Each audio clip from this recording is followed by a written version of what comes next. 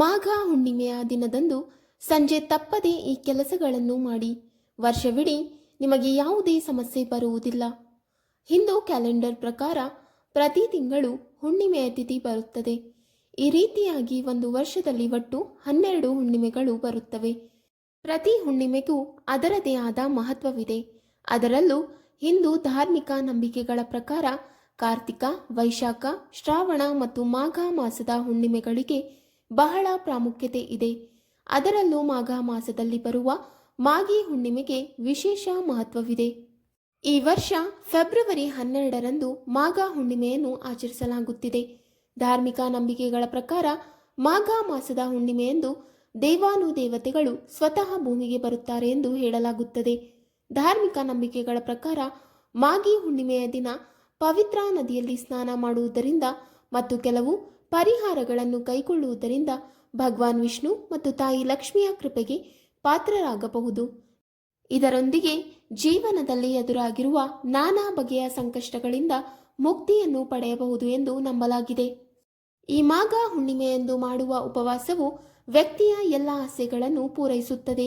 ಈಗ ಅಂತಹ ಪರಿಸ್ಥಿತಿಯಲ್ಲಿ ಮಾಘ ಹುಣ್ಣಿಮೆಯ ದಿನದಂದು ಸಂಜೆ ಮಾಡುವ ಕೆಲವು ಕೆಲಸಗಳಿವೆ. ಆ ಕೆಲಸಗಳನ್ನು ಮಾಡುವ ಮೂಲಕ ಒಬ್ಬ ವ್ಯಕ್ತಿಯು ಅದೃಷ್ಟಶಾಲಿಯಾಗಬಹುದು. ಬನ್ನಿ ಸ್ನೇಹಿತರೆ, ಯಾವ 4 ಕೆಲಸ ಮಾಡಬೇಕು ಎಂದು ಈ ವಿಡಿಯೋದಲ್ಲಿ ತಿಳಿಯೋಣ. 1. ಮಾಘ ಹುಣ್ಣಿಮೆಯ ಸಂಜೆ 4 ಮುಖದ ದೀಪ ಬೆಳಗಿಸಿ. ಮಾಘ ಹುಣ್ಣಿಮೆಯ ದಿನದಂದು ಸಂಜೆ 4 ಮುಖದ ದೀಪವನ್ನು ಬೆಳಗಿಸುವುದು ವಿಶೇಷ ಮಹತ್ವವನ್ನು ಹೊಂದಿದೆ. ಈ ದೀಪವನ್ನು ಮನೆಯ ಮುಖ್ಯ ದ್ವಾರದಲ್ಲಿ ಅಥವಾ ಪೂಜಾ ಮನೆಯಲ್ಲಿ ಅಥವಾ ತುಳಸಿ ಗಿಡದ ಬಳಿ ಬೆಳಗಿಸಲಾಗುತ್ತದೆ. ಈ 4 ಮುಖದ ದೀಪವು ಎಲ್ಲ 4 ದಿಕ್ಕುಗಳಲ್ಲಿ ಬೆಳಗುತ್ತದೆ.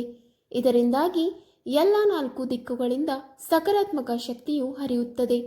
ಸರ್ವಾಂಗೀಣ ದೀಪಗಳನ್ನು ಸುಡುವುದರಿಂದ ಎಲ್ಲ ದೇವತೆಗಳ ಅನುಗ್ರಹವನ್ನು ನೀಡುತ್ತದೆ. ಮಾಘ ಪೂರ್ಣಿಮೆಯ ದಿನದಂದು ಮನೆಯಲ್ಲಿ 4 ಮುಖದ ದೀಪವನ್ನು ಬೆಳಗಿಸುವುದರಿಂದ ಕುಟುಂಬದಲ್ಲಿ ಸಂತೋಷ ಮತ್ತು ಸಮೃದ್ಧಿಯನ್ನು ಹೆಚ್ಚಿಸುತ್ತದೆ ಮತ್ತು ವರ್ಷವಿಡೀ ಮನೆಯಲ್ಲಿ ಧನಾತ್ಮಕ ಶಕ್ತಿಯ ಹರಿವಿರುತ್ತದೆ. 2. ಮಾಘ ಹುಣ್ಣಿಮೆಯ ದಿನದಂದು ಸಂಜೆ ಲಕ್ಷ್ಮೀ ದೇವಿಯ ವಿಶೇಷ ಪೂಜೆ. ಮಾಘ ಹುಣ್ಣಿಮೆ ಎನ್ನುವುದು ಮಾಘ ತಿಂಗಳ ಹುಣ್ಣಿಮೆಯ ತಿಥಿಯಲ್ಲಿ ಆಚರಿಸಲ್ಪಡುವ ಒಂದು ಪ್ರಮುಖ ಹಿಂದೂ ಹಬ್ಬವಾಗಿದೆ. ಈ ದಿನವನ್ನು ಭಗವಾನ್ ವಿಷ್ಣು, ಚಂದ್ರದೇವ ಮತ್ತು ಲಕ್ಷ್ಮೀ ದೇವಿಯವರಿಗೆ ಸಮರ್ಪಿಸಲಾಗಿದೆ. ಈ ದಿನ ಲಕ್ಷ್ಮೀ ದೇವಿಯ ಆರಾಧನೆಯು ವಿಶೇಷ ಮಹತ್ವವನ್ನು ಹೊಂದಿದೆ, ಏಕೆಂದರೆ ಈ ದಿನದಂದು ಮಾತಾ ಲಕ್ಷ್ಮಿಯವರನ್ನು ಆರಾಧಿಸುವುದು ಸಂಪತ್ತು, ಸಮೃದ್ಧಿ ಮತ್ತು ಅದೃಷ್ಟವನ್ನು ತರುತ್ತದೆ ಎಂದು ನಂಬಲಾಗಿದೆ. ಮಾಘ ಹುಣ್ಣಿಮೆಯ ದಿನದಂದು ಸಂಜೆ ತಾಯಿ ಲಕ್ಷ್ಮಿಯವರನ್ನು ಪೂಜಿಸುವುದು ಸಂಪತ್ತು ಮತ್ತು ಸಮೃದ್ಧಿಯನ್ನು ತರುತ್ತದೆ. ಈ ದಿನದಂದು ಸಂಜೆ ತಾಯಿ ಲಕ್ಷ್ಮಿಯವರನ್ನು ಆರಾಧಿಸುವುದು ಮನೆಯಲ್ಲಿ ಹಣದ ಆಗಮನಕ್ಕೆ ಕಾರಣವಾಗುತ್ತದೆ ಮತ್ತು ಆರ್ಥಿಕ ಪರಿಸ್ಥಿತಿ ಸುಧಾರಿಸುತ್ತದೆ ಎಂದು ಹೇಳಲಾಗುತ್ತದೆ. ಇದು ಮಾತ್ರವಲ್ಲ, ಮಾಘ ಹುಣ್ಣಿಮೆಯ ಸಂಜೆ ತಾಯಿ ಲಕ್ಷ್ಮಿಯನ್ನು ಪೂಜಿಸುವುದರಿಂದ ನಮ್ಮ ಅದೃಷ್ಟವನ್ನು ಹೆಚ್ಚಿಸುತ್ತದೆ ಮತ್ತು ನಮ್ಮ ಜೀವನದಲ್ಲಿ ಯಶಸ್ಸನ್ನು ಸಾಧಿಸಲಾಗುತ್ತದೆ ಎಂದು ಹೇಳಲಾಗುತ್ತದೆ. 3. ಮಾಘ ಹುಣ್ಣಿಮೆಯ ದಿನದಂದು ಸಂಜೆ ಅರಳಿ ಮರವನ್ನು ಪೂಜಿಸಿ. ಮಾಘ ಹುಣ್ಣಿಮೆಯ ದಿನದಂದು ಸಂಜೆ ಅರಳಿ ಮರವನ್ನು ಪೂಜಿಸುವುದು ವಿಶೇಷ ಮಹತ್ವವನ್ನು ಹೊಂದಿದೆ. ಧರ್ಮ ಗ್ರಂಥಗಳ ಪ್ರಕಾರ ಅರಳಿ ಮರದಲ್ಲಿ ತ್ರಿದೇವ ಬ್ರಹ್ಮ, ವಿಷ್ಣು ಮತ್ತು ಮಹೇಶ್ವರ ವಾಸಿಸುತ್ತಾರೆ.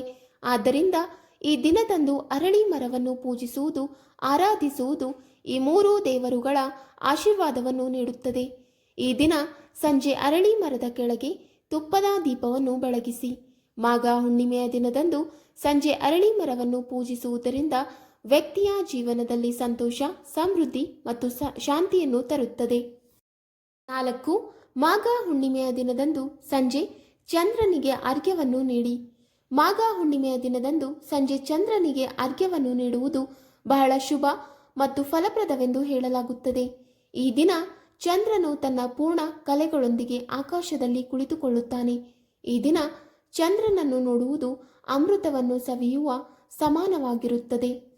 ಈ ಸಂಜೆ ಚಂದ್ರನಿಗೆ ಅರ್ಘ್ಯವನ್ನು ನೀಡುವುದು ನಿಮ್ಮ ಜೀವನದಲ್ಲಿ ವರ್ಷವಿಡೀ ಶಾಂತಿ, ಸಮೃದ್ಧಿ ಮತ್ತು ಸಕಾರಾತ್ಮಕತೆಯನ್ನು ವ್ಯಕ್ತಿಯ ಜೀವನಕ್ಕೆ ತರುತ್ತದೆ ಹಾಗೂ ಲಕ್ಷ್ಮೀ ದೇವಿಯು ವರ್ಷವಿಡೀ ನಿಮ್ಮ ಮನೆಯಲ್ಲಿ ಕುಣಿದಾಡುತ್ತಾಳೆ. ನಿಮಗೆ ಸಂಪತ್ತಿನ ಯಾವುದೇ ಕೊರತೆ ಇರುವುದಿಲ್ಲ. ನಿಮ್ಮ ಜೀವನದಲ್ಲಿ ಯಾವುದೇ ಸಮಸ್ಯೆ ಬರುವುದಿಲ್ಲ. ವೀಕ್ಷಕರೇ, ನಿಮಗೆ ಈ ಮಾಹಿತಿ ಇಷ್ಟವಾದಲ್ಲಿ ವಿಡಿಯೋಗೆ ಲೈಕ್ ಮಾಡಿ, ಶೇರ್ ಮಾಡಿ ಹಾಗೂ ಕಮೆಂಟ್ ಮಾಡಿ. ಇಂತಹ ಮುಂದಿನ ವಿಡಿಯೋಸ್ಗಳಿಗಾಗಿ ನಮ್ಮ ಚಾನಲನ್ನು ಸಬ್ಸ್ಕ್ರೈಬ್ ಮಾಡಿ. ಧನ್ಯವಾದಗಳು.